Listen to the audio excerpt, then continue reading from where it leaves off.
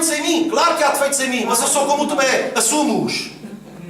Ainda há coisas as quais eu não consigo controlar. Mas graças a Deus que Deus é bom. E sei que há uma coisa que nunca acaba, é a sua misericórdia. E pela sua misericórdia, o Senhor me aguenta. O Senhor me suporta. Às vezes eu também tenho atitudes que Deus diz assim, oh, maroto. E eu depois digo assim, oh Senhor, desculpa lá, que borrada que eu fiz. Mas porquê é que eu fui fazer aquilo? Mas eu também não me escondo atrás daquela, a carne é fraca. Porque muitos usam isso, a carne é fraca. Então, irmão, faz, pastor, tenho que compreender que a carne é fraca. Está bem, irmão, mas o Espírito está pronto. Se você não muda é porque não quer. Estou à espera que Deus mude. E Deus diz assim, eu estou à espera que tu mudes. Como é que fica? Ficamos no impasse. O que é a primeira coisa? É receber ou dar? É dar. Mais bem-aventurada coisa é dar do que receber. Então eu vou-me propor à mudança e o Senhor me vai ajudar a mudar. E as coisas vão mudar na minha vida. Se eu quiser que alguma coisa mude na minha vida, tem que partir de mim. Eu é que tenho que a fazer mudar. E Deus me ajudará a fazê-lo. Vocês não estão a compreender? Eu sei que vocês são inteligentes. Depois diz assim, passado 8 dias estavam outra vez reunidos, diz o verso 26. E os seus ali reunidos os seus discípulos. E Tomé com eles. Desta vez Tomé já lá estava. Irmãos, os outros também se alegraram só. Quando viram Jesus, tão incrédulos eram uns como outros. Só que uns não assumiram a incredulidade, mas Tomé assumiu. Tanto uns assumiram a incredulidade, eles não assumiram a incredulidade deles. Eles eram aqueles crentes fervorosos, estavam todos juntos. Oh Pai, livra-nos do mal. Olha aqueles que nos querem matar. Olha aqueles que nos querem fazer. Corra, babar, que querem, babar, corra, que querem. Depois era a oração em línguas e tal. E aquela guerra toda. Senhor, caiam por terra agora os inimigos de Deus. E eles nem o Espírito ouviram. O medo bloqueia. Quando o próprio Jesus Cristo diz, amai os vossos inimigos. E a igreja ora, caiam por terra os inimigos. E Jesus diz, como é que fica? A igreja é minha ou vossa? Não é? Caiam por terra agora os inimigos de Deus. Então nós vamos desejar mal aos inimigos de Deus. O Senhor manda-nos amá-los. É complicado. Sabe, ser cristão não é fácil. É complicado. Nós temos que compreender o propósito de Deus na nossa vida. Não é fazer a nossa vontade. A nossa vontade era agarrar no pescoço de Deus. Não é? Mas Jesus disse, espera lá, a vida foi criada por mim. Tem lá calma contigo. Se alguém tem que fazer alguma coisa... Os discípulos, quando ouviram a palavra do trigo e do joio, também queriam logo arrancar, não era? A gente vai lá e arranca. Espera lá uma coisa. Mas quem são vocês para escolher? Quem faz a escolha sou eu. Calma. Então fiquem paradinhos, não façam asneiras. E nós às vezes queremos selecionar. E quando nós queremos selecionar, antes da seleção estabelecemos um padrão. E então já há uns que são filhos, há outros que são enteados, há outros que são assim, mais queridos, há outros que são menos queridos, há uns que são mais bonitos, outros que são menos bonitos. E isso para Deus é nada, ou seja, isso aí é carne. Isso é do homem, não tem nada a ver com Deus. Deus olha para nós da mesma maneira, assistindo a cada um segundo a nossa necessidade. E então aqui já estava Tomé com eles. E diz assim, estando as portas trancadas, veio Jesus e pôs-se outra vez no meio e disse-lhes, paz seja convosco. Alguma coisa não estava bem aí. E então diz a Bíblia, e logo lhe disse a Tomé, olha, põe aqui o dedo, ou tu pensas que eu não ouço tudo? Você pensa que você se pode esconder de Deus? O Tomé devia ter dito assim, vocês são os chibos, vocês foram se chibar ao mestre, vocês foram lhe dizer o que é que eu disse. Lá está a tal coisa, vocês são os queixinhas. É que a igreja também tem muita tendência de rotular os outros de queixinhas.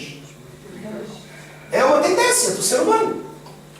Vocês são os queixinhos, foram logo dizer que eu não acreditava. E agora o mestre está cá para me puxar as orelhas. Jesus foi puxar as orelhas. Jesus foi responder ao apelo de Tomé. Tomé não negou Jesus, ele disse, se não vir, ou seja, se eu não vir eu não creio, agora se eu vir eu creio. Então Jesus respondeu ao apelo de Tomé. Porquê? Porque Jesus amava Tomé. Ele disse, olha Tomé, anda cá, eu nem quero que tu vejas, toca-me lá. E o Tomé disse, e o que é que o Tomé disse? Primeiro, Senhor meu. E é aquilo que a igreja precisa de confessar. Senhor primeiro. E Deus meu. Senhor meu e Deus meu. Quando nós confessamos a Jesus, confessamos primeiro como nosso Senhor, ou seja, Ele tem domínio sobre nós, e nosso Salvador, é a obra que Ele faz em nós. Amém. Mas nós temos que o reconhecer como nosso Senhor. Então nós temos que compreender que Ele nos comprou com o seu sangue. Ele é nosso Senhor. Mas Ele não nos comprou para a escravatura. Ele nos comprou para nos libertar. Amém, irmãos? Então nós somos propriedade de Deus. Através do sangue do Cordeiro. E sabe uma coisa? Não é sacrifício. Isso é um privilégio. Eu peço ao louvor. Peço aos irmãos do louvor. Para seguir. E logo disse a Tomé, põe aqui o dedo e vê as minhas mãos e chega aqui a tua mão e põe-na no meio do meu lado. Não sejas incrédulo, mas crente. E respondeu-lhe Tomé, Senhor meu e Deus meu. Disse Jesus, porque me viste, creste? Bem-aventurados os que não viram e creram. As mulheres foram ao túmulo e não o viram. E elas acreditaram, olha, o Mestre ressuscitou, já não está lá. Foram as primeiras a pregar a boa nova, foram as mulheres. Não é? Mas Jesus estava a dizer, olha, porque me viste, creste. Ou seja, meu irmão, qual é? Eu ainda na sexta-feira falei, vocês lembram-se daquela passagem bíblica do rapaz que era endemoniado? Que o Espírito jogava na água, que o Espírito jogava no fogo, com o propósito de destruir. E o que é que Jesus Cristo disse ao Pai? O que é que o Pai disse para ele? Olha, Senhor, olha, os teus discípulos não puderam nada, mas se tu podes... E Jesus disse, se tu podes crer, tudo é possível o que crer. Se tu consideras que é possível acontecer isso, se tu consideras que eu consigo fazer isso, então tudo é possível para ti. Crês tu? E ele disse, logo, por animosidade, ele disse, eu creio, pela necessidade que tinha, eu creio. Mas imediatamente ao dizer eu creio, aquela palavra não foi dita com convicção. E então ele próprio se desmascarou na presença do Senhor e disse, ajuda a minha credulidade. E o que é que Jesus fez? Como tu não acreditas, não faço. Foi isso que Jesus fez? Não. Jesus fez. Porquê? Porque para o ganhar ele tinha que se manifestar. Não pense que Jesus responde assim pela sua espiritualidade. Não pense que Jesus responde assim pela sua pureza, pela sua perfeição, pela sua capacidade. Nada disso. Sabe uma coisa? Apocalipse 3. E vou terminar com esta escritura. Eu tive a cortar um pouco a mensagem para não sairmos daqui tarde. Porque eu sei que as irmãs deixaram a panela ao fogo. Deixaram a panela ao lume. Então não quero que os vossos maridos digam, pois, tu vais para a igreja e o cozido agarrou. Depois qualquer dia vem fazer uma manifestação à porta da igreja. A culpa de eu comer da comida estroncada é sua. Mas ouça o que o Espírito fala à igreja, irmão. No Apocalipse, no capítulo 3, no versículo 1 diz assim, ao anjo da igreja de Sardes escreve, estas coisas diz aquele que tem os 7 Espíritos de Deus e as 7 estrelas. Diga-te que conheço as tuas obras. Que tens fama, ou que tens nome, de que vives, mas estás morto. Sabe? O ajuntamento, por vezes, por causa da exuberância, por causa como é que eu ia dizer? Não é que nós não nos alegremos, irmãos. Não, se nós somos alegres, temos que expandir a nossa alegria. Nós não somos religiosos. Mas que isso não seja conotado com vida na igreja. Porque a vida da igreja não é dentro destas 4 paredes que se manifesta. Porque aqui todos somos campeões. Aqui toda a gente morde no diabo. Aqui toda a gente bate no diabo. Aqui o diabo está feito ao bife. Aqui se eu trouxesse essa doutrina, estava mal, estava a bater com o pé no chão agora. Está amarrado em nome de Jesus.